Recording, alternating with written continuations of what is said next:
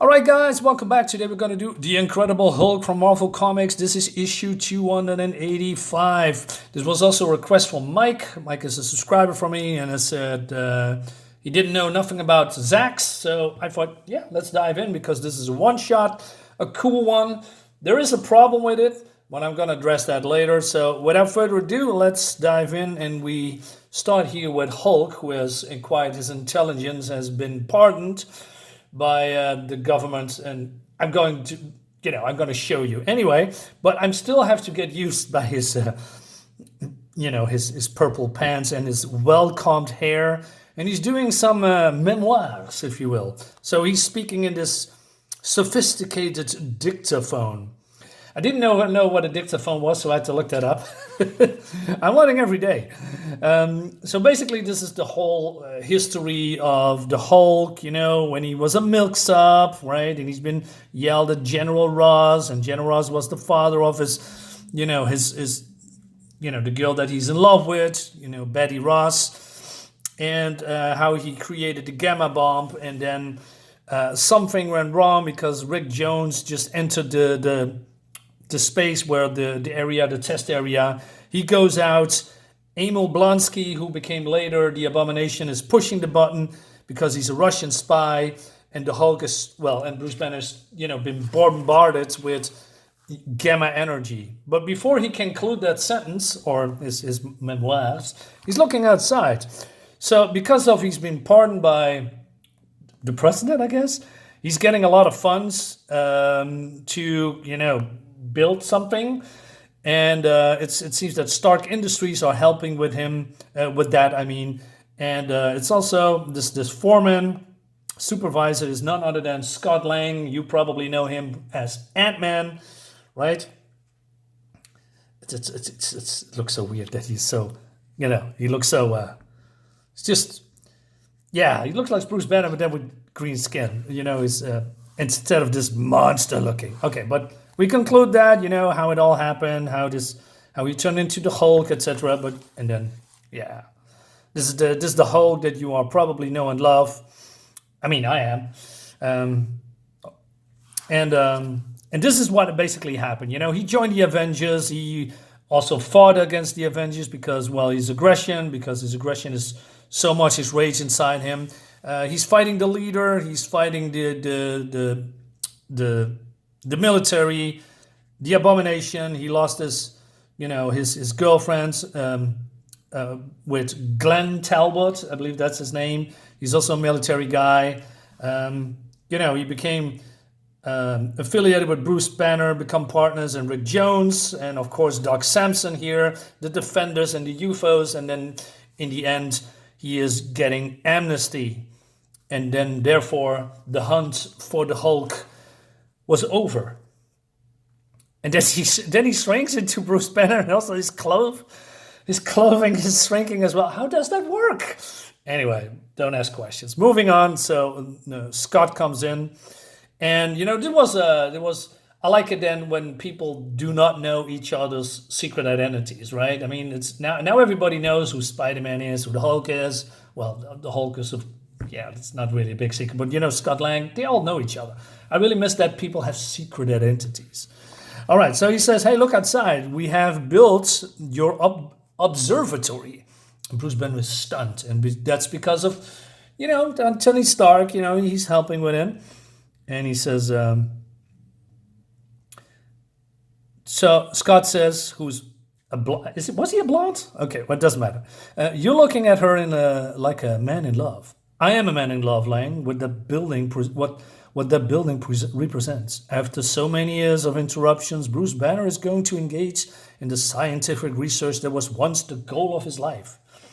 Withdraw from society, huh? It's none of my business, dog, but you are the Hulk, all the power. I know, should be used for good, for fighting evil. I'm tired of fighting, Lang. The only clash I want to be part of in these days is the clash of intellects.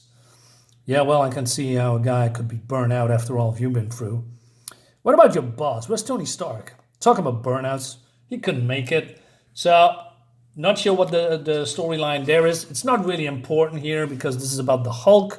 But, there was a time that Tony just doing all this superhero stuff without stopping. He's just going through, going and going and going. Anyway, he says he's got problems. But you have to work all of your problems. I heard that you turned down membership in the Avengers. I thought you would jump at the chance to join the group of heroes. Is that really true? Yeah. He says, well, Scott, it's true. I'm not a hero just because I possess enormous power. I'm a scientist, a thinker. I demand the right to resume the direction my life was taken before I was turned into the Incredible Hulk. Can you understand that, Lang? I'm not disavowing the Hulk. I can't do that. I just want a chance to find out what it's like to be Bruce Banner again. I like that. A little bit humanity in here. A lot of, we are, when you talk about the Hulk, I know mostly it's all about the Hulk and a little bit about Bruce Banner, right?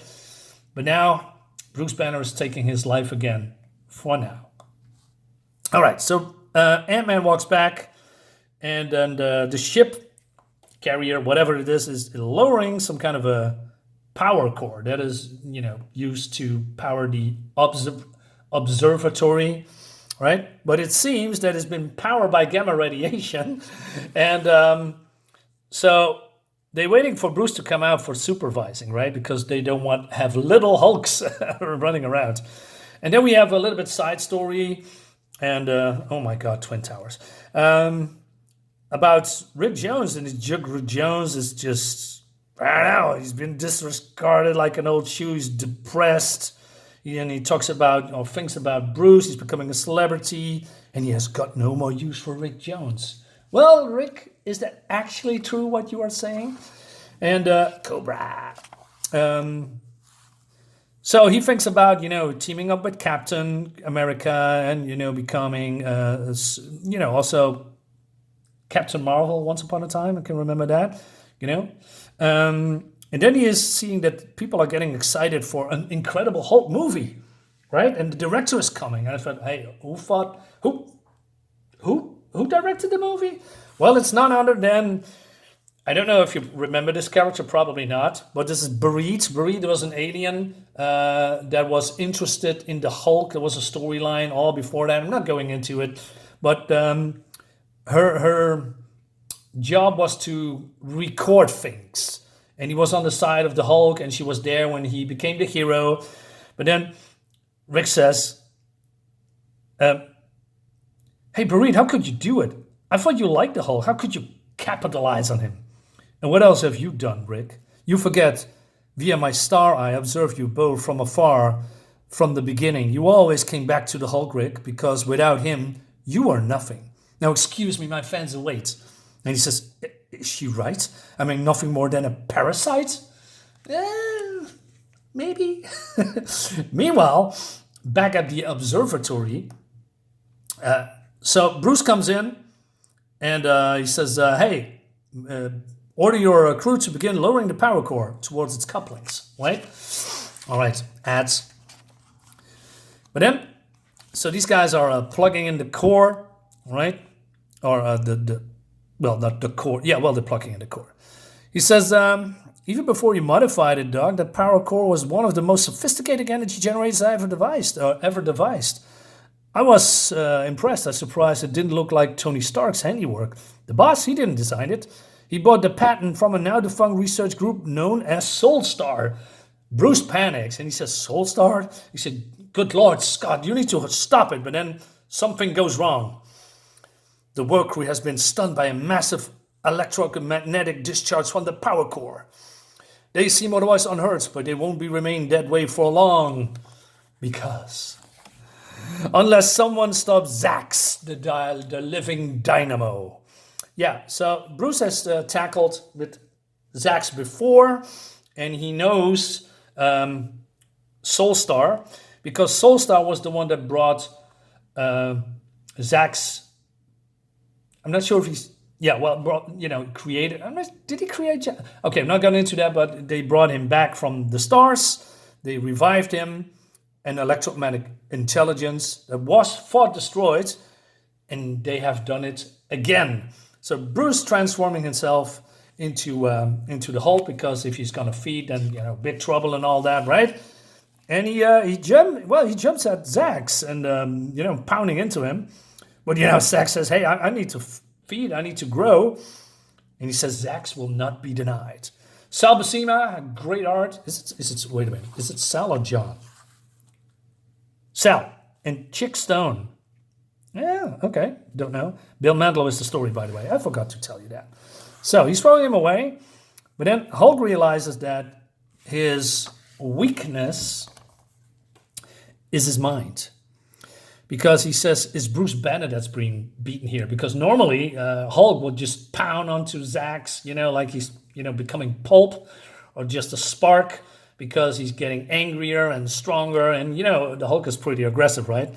So he's trying to do the same thing, but to no avail, because now Zzzax just throw him away like he's a bag of paper or an old shoe, like it was nothing, because Zzzax needs to feed.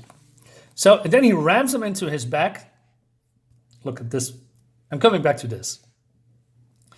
Because Bruce says, well, a Hulk is a Hulk and I can defeat him. So he's pounding and pounding and pounding on Zzzax, but he's getting zapped again. And then he says, no matter how much power I bring to bear, Zzzax just struck me off. This will never have happened to the old Hulk. Yeah, because, he doesn't have that anger in him, because he's way too calm. Although he can transform himself into a Hulk by only thinking about it, instead of being transformed because his heart rate is pulsing and because he was scared or angry, and then transforming into the Hulk that way, the original way, right? All right, so then this is happening. So he's trying to, tap into his mind, into his science, wrapping the disconnected cable from the Soul Star power core. Around him, the Jade Giant leaps and through the living Dynamo. I just completed the circuit, Zzzax. As long as those cables run through you, you're connected to the power core. You probably know what's going to happen. The power core was designed by the Soul Star Corporation to draw powers from the stars. Oops, ads. And all they ever succeeded in netting Zzzax was you. But I'm betting that any device capable of bringing you to Earth is also capable of sending you back. And that's exactly what he's doing. So he reversed the flow, right? Zzzax is just being sucked into this power core and then, being ejected into space again. And he says, I don't want to go there. There's nothing to feed. And Scott Land says, nice work, hero. And that leads us to the next one that I reviewed already a couple of months ago, well, a year ago. Maybe I should leave that in the link of the description, because the next one is also very good. It's about a soldier in the future where Kang the Conqueror has, conquered that timeline. It's pretty cool, and Hulk is being transported to that.